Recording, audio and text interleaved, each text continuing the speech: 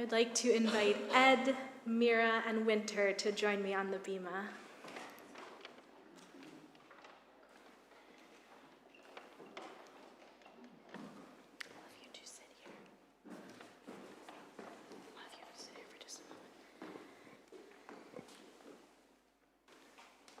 I was very lucky 11 years ago, the very end of June, the end of Pride Month around the world.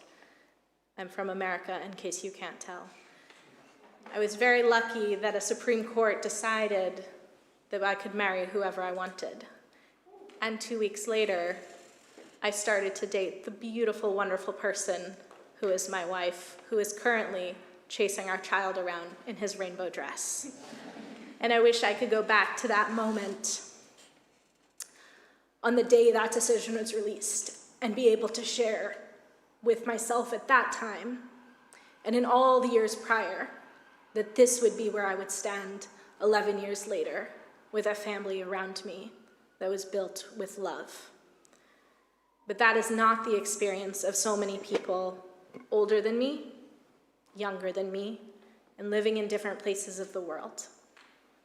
So this evening, I would like us to reflect for a moment on Pride Shabbat, on all of the wonderful progress that has been made in our world, and also all of the work that is still to be done. I would like to honor the generations and the work that has been done to build the world that we live in now, and the generations that are also building the world that we want to live in the future. And so I've invited 3 of our community members, each representing a voice of a different generation, to share with us a little bit about their own experiences and wisdom on this Shabbat. I'll first invite Ed to join me at the bima. Thank you. Shabbat Shalom, everybody. I like to be called Ed. I'm 80 years old, and I grew up in South Africa. You can probably hear from my accent. I love the reading about us being twilight people that was inserted into the service tonight, because it has that sense of us not being necessarily defined by an L or a G or a B or whatever, or a plus. And it's lovely to see people different ages, different backgrounds. You don't have to sit close together. You can hide in any corner you want to. You can sit in the front row. It's all part of being accepted as a twilight person. So talking about how things have changed, I grew up in South Africa. I got married. I had children. I was in the closet until the age of 57. Something that I hope doesn't happen very often. Probably not in London, but maybe in other parts of the world, in other societies. There are different societies in London as well. But that has meant that I have a lot of friends who have children like myself, who have grandchildren. I've got 2 adult grandchildren, and it may be that sort of demographic is going to become more rare as people feel confident to live their lives, or to change the way they live their lives, for people who've grown up later than that. I remember being aware of, obviously, being in the closet was quite hard work, but there's nothing wrong with a challenge. Life gives us challenges, and when you get old, the challenges tend to be medical as well as other things. But that's life, you know. You can't say I'm tired of challenges. I'm not going to have any more. So some of the challenges have been broken relationships. If you've had to break up a marriage. Other challenges, I came out because I became HIV positive in the year 2000. nobody else. I haven't infected anybody, I'm pleased to say. And suddenly, things changed for me a great deal. Every week we used to buy time out in the old days, and every week I would read the Jewish Gay and Lesbian Group, JGLG, is having a service, is having an event, and I remember thinking to myself, that's exactly where I should be, and it's exactly where I dare not show my face, because somebody will recognize me, and then my whole facade will crumble away. So as soon as I came out, I joined JGLG. It was the first Jewish LGBT, etc., organization in the world. We beat the Americans to it. I was there to 2000, 2002, but they started, I think, in 1972. And the situation there was no shul where we felt comfortable. And they weren't comfortable with us in any shul. And you had to go to the service once a month to be with people who you felt that you were allowed to be Jewish and queer. And I can see you nodding. We remember that well. And there was something close about that. It had its, there was something nice about all knowing one another. And it's still around in a reduced form, because now everybody wants us. Suddenly every shul wants to know how they can be more welcoming.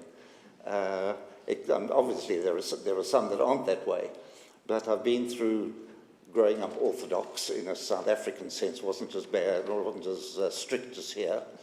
Then I joined Mazorti, where I've stayed for many years, about 40 years, and I've recently been part of, as well as Mazorti, a Reform community that is joining up here at the moment. So that's something about the past. At the meal later, anybody can come and ask me any questions that you want. Thinking about currently what the future may hold, I would say that the Jewish communities and their different denominations, which I'm not worried about different denominations, I'm happy with them all. The word progressive, I think, has lost its meaning, just the way the word Zionist has lost its meaning. Or the word Jew, we only know we're Jews when somebody wants to kill us. The definition of Jew is sometimes what people think you are. And that people found, that Hitler's definition of Jew was the definition that held in the 1940s. But progressive, I think, has lost its meaning because we can't define it as we want ourselves. Society now, a lot of people, define progressive as anti-Jewish. If you're part of the Green Party, you may well be anti-Jewish.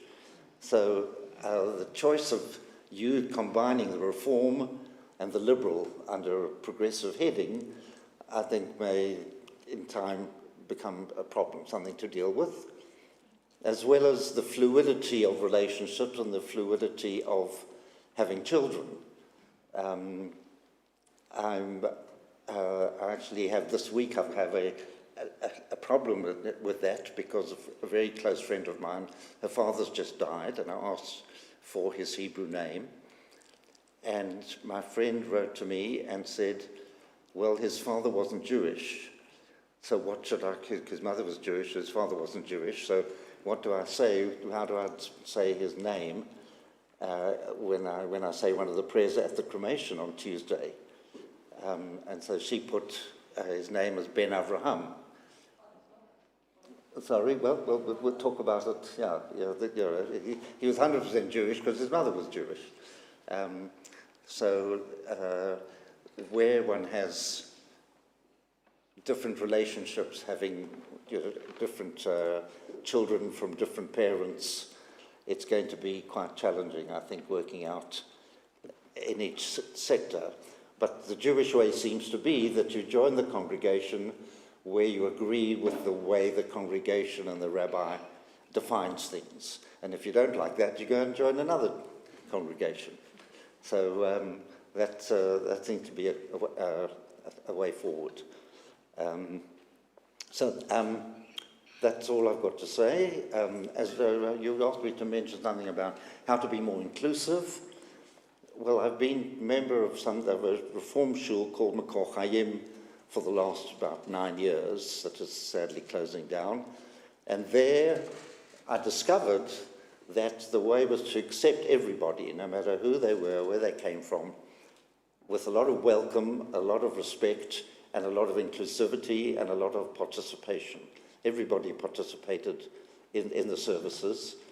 And I think to be inclusive, you don't have to be special to be inclusive to a particular group who happen to be queer or happen to be this or that. Everybody's different. Everybody has an element of neurodivergency. So if you're accepting to everybody, then that's the way to be. And I learned quite a lot from joining this community at Makor Chayim. At the moment, we're still running services online every Friday night and every Saturday morning. And anybody who comes, like somebody comes from Lisbon, somebody comes from Plymouth, etc. And everybody who is at a service online participates. Everybody reads something or sings a song they want to or has a word about something, and we discuss whatever's happening to us. So I think that's, if you can be welcoming to everybody, obviously you're going to be welcome to people who happen to fit into the queer definition if they want to define themselves as that. Or I think the twilight people is a little bit pejorative, I think, the word twilight, but it may be where we feel sometimes. Thank you.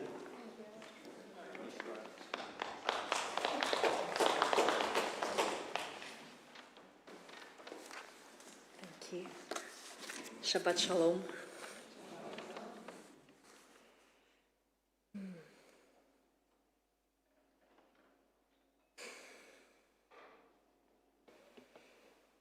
I had an interesting conversation today with a good friend of mine where we were talking about how it is to be different and how it feels to at some point be accepted.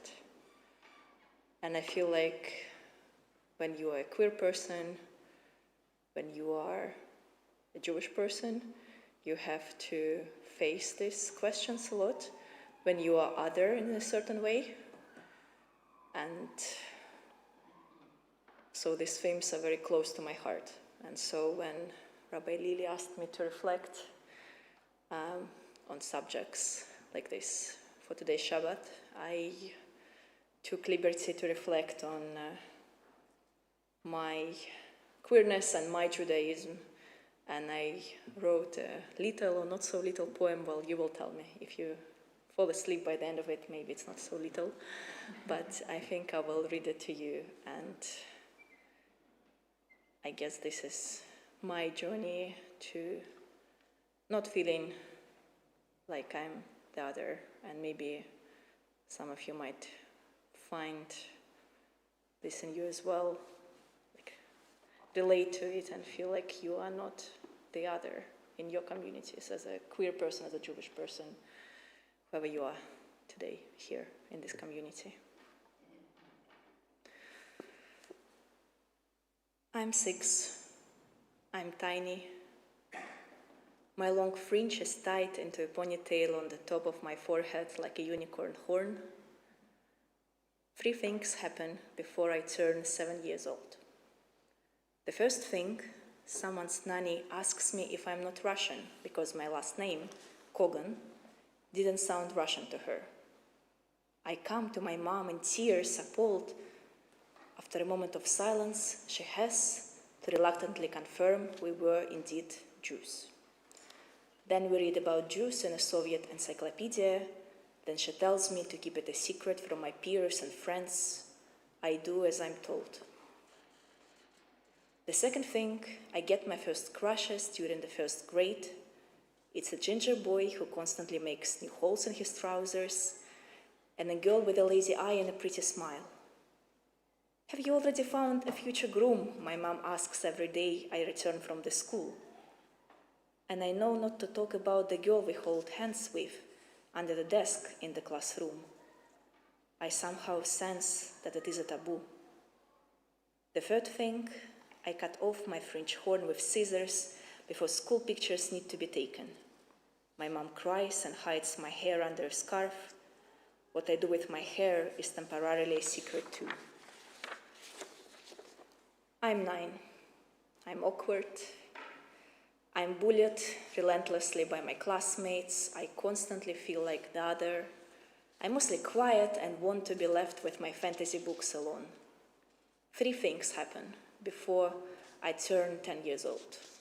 The first thing, I break the promise I made to my mother and tell a classmate that I'm Jewish.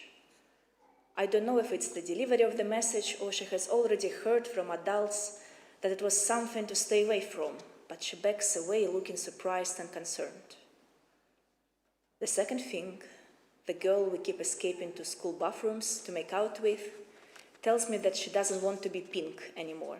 It's a slur for lesbians in early 2000s Russia. It feels dramatic. We part our ways near the school entrance. I can't explain which part of this first breakup hurts me more. The third thing, I go on a school trip and bring back lice in my thick braid. My mom has to cut it. My hair smells like vinegar for several weeks before lice is gone. I look like a boy in reflections. I'm allowed not to grow my hair for a bit.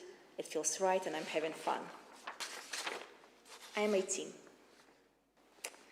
I just got into a medical university. My parents are getting a divorce. I refer myself to a therapist to keep afloat. 3 things happen before I turn 20 years old. The first thing, I travel to Israel on Taglit, trying to learn more about my roots. An IDF soldier from the Caucasus part of Russia flirts with me and asks to dump my boyfriend for him. I feel no connection to the land. I eat more falafel than I could stomach. I decide that being culturally Jewish is enough when I return back to my hometown. The second thing, I argue with my mom over necessity of pride marches as we eat matzo pancakes. I seem to be such an ally. Then she finds explicit texts I've been sending to my then girlfriend. We pretend that it didn't happen. My mom is sure that all lesbians do is watch dirty videos and dirty talk. We actually watch anime and cuddle. The third thing, I dye my hair purple, then blue, then pink. I'm 30. I broke up with my long-term partner. I live in London. Being queer is now considered extremism in my home country. My father recently died. I got my friends to shave my hair in a ritual where I sit in a park on a throne. 3 things happen before I turn 33 years old. The first thing, I go on a date. Then she puts a kippah on my head. Then I write her a poem about Moses. The second thing, friends from an organization for queer Russians come to my synagogue and introduce them to my rabbi as I cover my shoulders with a rainbow flag and hold the Torah in a shaky embrace for the very first time. I order a custom-made kippah with a rainbow heart in the very center to wear to the Pesach service, so my shaved temples show. I do blue, pink, and white makeup on my eyes and include my pronouns on the Exploring Judaism virtual class. The third thing, I see my mom after almost 2 years apart, several months of tears and silence after my coming out.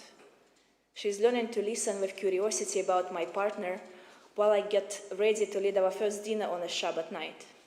She looks like she's getting used to me shaving the sides of my head, saying the words girlfriend or amen. She almost doesn't cry after every small disclosure about the life I'm trying to have. More things will happen before I turn into ashes. But for now, this queer Jew is not a secret anymore, is not the other. They are a child of every Jewish mother and father. They are every queer person's sibling and part of everlasting joy and everlasting love. Ahava olam beit Israel amcha ahavta, be'ahavat olam ahavtani, ve'achava hasakach min hapahat. With an everlasting love, you have loved your people of Israel. With an everlasting love, you have loved me.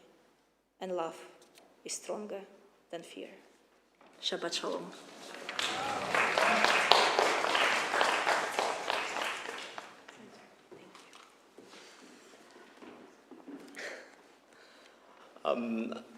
Hello everyone, my name's Winter. I need to say two very obvious things before I start. Number one, I am unfortunately the worst dressed at the bimah. I think I've been vastly outdressed today. And the second thing is that I am only 17. So when I was asked to reflect on positive change in my lifetime, I was stumped. Not much has happened in my lifetime, full stop. And yeah, as we've heard, many of the largest battles were won before I was born. I'm talking about decriminalization, Section 28 being repealed, civil partnerships to marriage, even the landmark piece of legislation that was the Equalities Act was passed when I was only 1 year old. My experiences as a young queer person have been largely in light of these achievements, and in some cases, unfortunately, the backlash from these achievements. Many people in the queer community have felt as though lives of queer people, and particularly young queer people, have worsened in recent years. I want to ask, how could this happen? After all we've achieved, why does it seem as though progress has ground to a halt? This, I argue, is the danger of setting a benchmark. For many, the momentous occasion of the legalization of gay marriage in the UK was the be-all and end-all, and that's particularly for those looking from the outside in. However, if there's one thing I always urge everyone, and particularly allies, to understand, it's that indifference is not the same as respect. In fact, it's far from it. While, yes, there are some in our community who would much rather fade into the grey scale of larger society, I think it's crucial to support those who don't, and even more crucial to support those who can't. I'd be remiss to not take this opportunity to speak about young transgender people in particular. It's too often that young people brave enough to express themselves beyond and across the gender binary are dismissed, ostracized, and ridiculed. As a society, we value creativity so much, it seems trivial to draw that line at gender. But the first step is always the hardest, and as a community, we must work on making it easier. It's not enough to acknowledge the creative among us. We have to uplift them and celebrate them and enable them to flourish. That is the only way we can really bring young queer people into the fold, by refusing to pick and choose, by creating an environment of empathy and kindness where all are welcome into our holy community, into our Kehila Kadosha. When writing this, it reminded me of the infamous words of Rabbi Tarfon, Lo alecha chamlacha ligmor, v'lo ata ben churin lehibatel mimena. It's not your duty to finish the work, but neither are you free to neglect it. When it comes to social justice, it's too easy to assume your work is finished without thinking about those in our community who still need an advocate, who still need fighting for. Assumption is the enemy of justice. When we assume that we are being welcoming, empathetic, and kind, we are not being welcoming, empathetic, and kind. These are ways to act. Only when we are active in these attributes can we be safe in saying we are these attributes. And so to be a young queer person on the bimah for Pride Shabbat, and for all you to be here attending Pride Shabbat, I feel safe in saying that we, in this sanctuary at least, are being active in our welcoming. Tomorrow, we will hear how Moses appoints Joshua as his successor. He's presented before the priest and the community, and in very few verses, imbued with God's authority. I think this is a very powerful reminder that if in 8 verses, only 8 verses, Joshua can be trusted with leadership over the Israelites. It's never too difficult to listen to a young person and to give them the platform from which to speak. And I think I'm incredibly lucky to be in that position today to tell you it's never a waste of time asking a young person what they think. And if it's good enough for Moses, it's good enough for us. In short, I am confident that I will face many more challenges in my lifetime. But if we are welcoming, empathetic, and kind, if we treat everyone with respect rather than just indifference, and if we truly listen to each other, I am confident we will overcome them. Thank you.